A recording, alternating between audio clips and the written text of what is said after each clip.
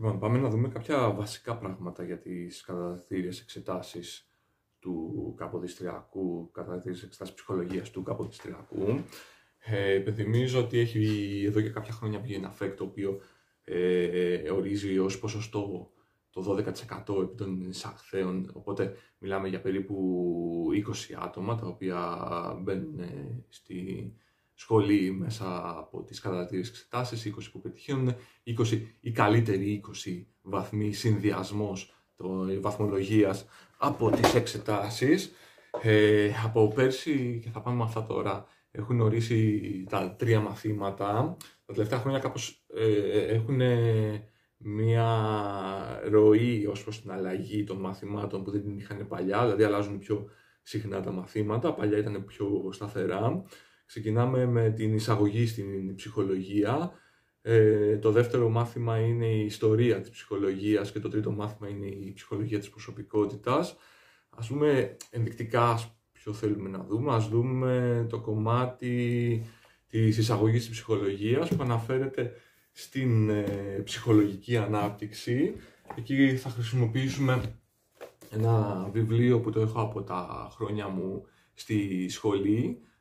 Θυμίζω ότι και εγώ μπήκα με κατατακτήριες εξετάσεις πριν από αρκετά χρόνια, το 2011, όπου το ποσοστό ήταν πολύ μικρότερο, ο ανταγωνισμός πολύ μεγάλος, γιατί τώρα υπάρχουν και πολλές περισσότερες σχολές ψυχολογίας, οπότε ήταν μια πολύ ωραία στιγμή για μένα τότε. Ας πούμε, στην ψυχολογική ανάπτυξη λέει γνωστική ανάπτυξη και εδώ βρίσκουμε στο κεφάλαιο 2, θυμίζω ότι είναι ο β' τόμος, ότι η ανάπτυξη γνωστικών ικανοτήτων και δεξιοτήτων και αναφέρει τις γνωστικές λειτουργίες του βρέφους, τη γνωστική ανάπτυξη του παιδιού, ανάπτυξη δεξιοτήτων και την ανακεφαλαίωση. Και στο κομμάτι της κοινωνικής ανάπτυξης, το λέω φυσικά ενδεικτικά, πάμε στην κοινωνική ανάπτυξη όπου έχουμε τους μηχανισμούς της ανάπτυξης, το παιχνίδι, βιολογικό φύλο και κοινωνικό φύλο, την γλωσσική ανάπτυξη και την ανακεφαλαίωση. Θυμίζω ότι δεν δίνουν συγκεκριμένα βιβλία μέσα από το επίσημο site.